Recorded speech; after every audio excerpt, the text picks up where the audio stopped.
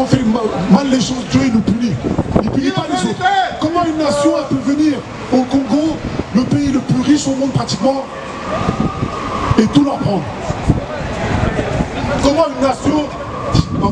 une nation a pu venir et couper les mains de tes ancêtres? Mais c'est ça qu'on vit au Congo en soi. C'est ce qu'on vit. Hein. Oui. Mais pourquoi? Parce qu'ils désobéissent aux lois et commandements. Donne-moi le verset 43. Chef doit vraiment partir là. Oui, 2 secondes, encore 2. Juste le verset après. 2. Ça c'est le livre d'Exode, chapitre 28, verset 43. L'étranger qui est au milieu de toi montrera bien haut au-dessus de toi. C'est qui contrôle le Congo? Ce sont les Européens. On est bien d'accord? Dieu te dit l'étranger qui vit au milieu de toi. Ils sont une minorité dans ton pays. On est bien d'accord? Mais eux, ils font que prospérer. Et toi, tu es obligé de quitter ton pays pour venir chez eux. Alors que eux, ils vont chez toi pour prendre tes diamants. Ils sont en train de te dire que la richesse, elle est chez toi, mais toi, tu quittes la richesse pour venir chez eux. Tu vois le monde à l'envers? Continue. Et tu descendras très bas. Et tu descendras très bas. C'est parce qu'ils arrivent. Ok? Qu'est-ce qu'ils font? Ils font des milices, ils arment telle milice, ils arment telle milice, et entre nous, on se fait la guerre pendant qu'eux, ils sont en train de creuser la terre. Continue. Il te prêtera et tu ne lui prêteras pas. Il sera la tête et tu seras la queue. Il sera la tête et tu seras la queue. Tu as besoin d'un emprunt bancaire. Qu'est-ce que tu vas voir? Si tu as besoin d'emprunter de l'argent, est-ce que tu vas aller voir un frère comme toi ou tu vas aller voir les banques qui appartiennent à des Européens?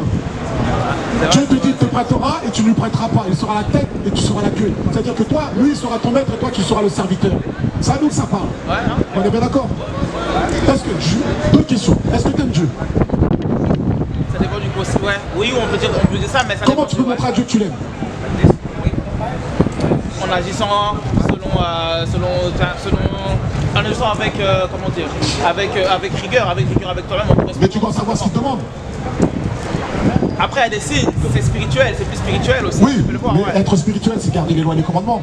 Ouais. Mais si tu lis pas ta Bible, comment tu peux savoir? Après, il y a la Bible, mais il y a aussi les 42 lois de la Mahat aussi. Non, les 42 lois de la Mahat, ça ne représente pas la Bible. Mais ça a été tiré de là.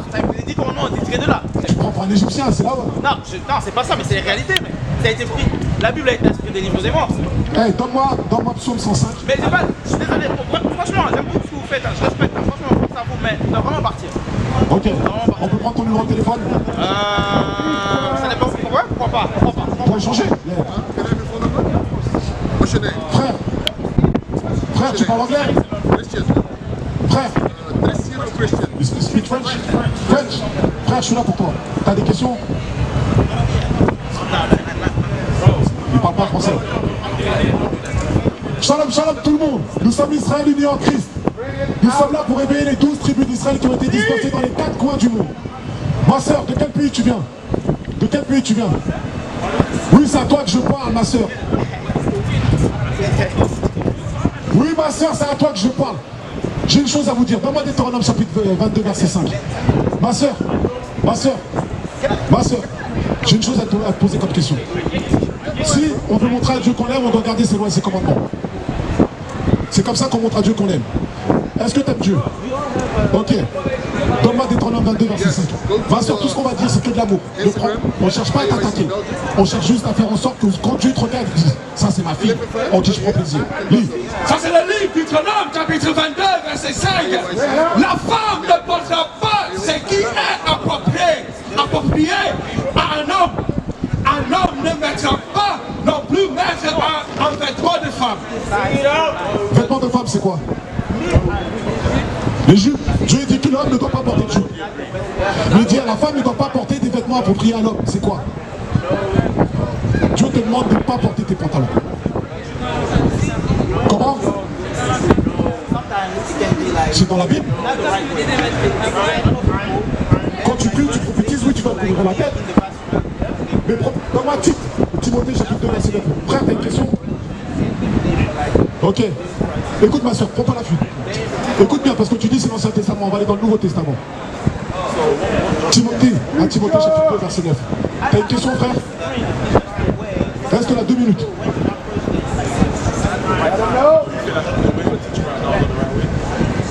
Écoute ma soeur. Ça c'est le livre 1er Timothée, chapitre 2, verset 9.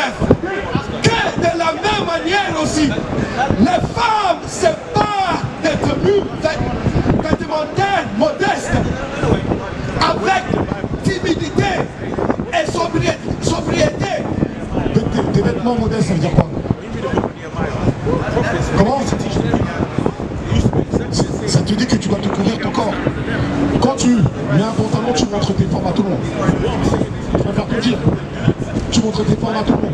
La seule personne qui est censée voir tes formes, c'est ton mari. C'est pas tout le monde. Donc ma soeur, selon la Bible, Dieu te demande de porter une jupe. Porte une jupe pour cacher tes formes. Tu comprends? Tous les hommes, quand tu passes, ils te regardent. Ils ne sont pas censés porter des yeux sur toi. Souvent, t'entends quoi? T'entends: j'ai été agressé sexuellement. Chaque homme sur terre combat contre des esprits. Combat contre des esprits. Mais si ces esprits sont provoqués, ils n'arrivent pas à les tenir. C'est pour ça qu'il y en a qui commettent des fautes.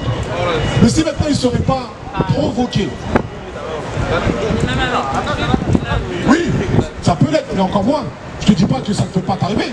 Parce que, chose qui se passe, si tu ne tapes pas les lois et les commandements de Dieu, Dieu peut envoyer des gens méchants sur toi. C'est des conséquences pour lesquelles tu peux être puni. Dieu te demande à toi, ma soeur, et à toutes les sœurs qui sont là, reprends le verset Deutéronome 22, verset 5. Frère, t'as une question? De quel pays tu viens? C'est pas important, t'as des enfants. Tu les enseignes, tu leur expliques que sur terre ce sont des rois. Non, tu leur dis pas, parce que tu sais pas qui tu es. Comme la sœur qui est là, c'est une princesse, mais elle sait pas comment s'habiller.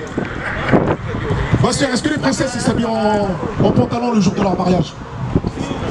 On n'est pas d'accord? Le jour de leur mariage, c'est leur plus beau jour. Mais tous les jours, ça doit être comme ça. Tous les jours, aux yeux de Dieu, tu es censé être une princesse.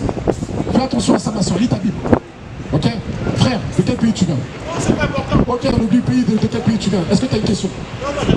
T'as pas de question? Moi, j'ai une question à poser. Les enfants, c'est qui lui? C'est Jésus. Ben moi, j'ai une question à te poser, frère. Comment ça se fait tes enfants, ils croient à un mensonge?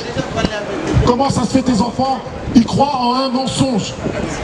Pourquoi tu les enseignes pas, tes enfants, que Christ est un homme noir selon la Bible? Hein, frère? Pourquoi tu prends la fuite? Ah, le méchant fuite de Ésaïe 28, Proverbe 28. Frère, viens voir, t'es musulman. Viens. Viens.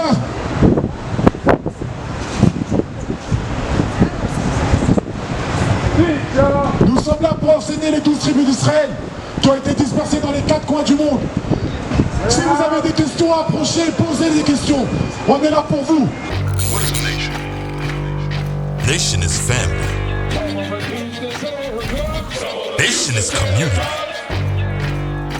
Nation is men leading by example. Nation is women's support. Nation is children with role models.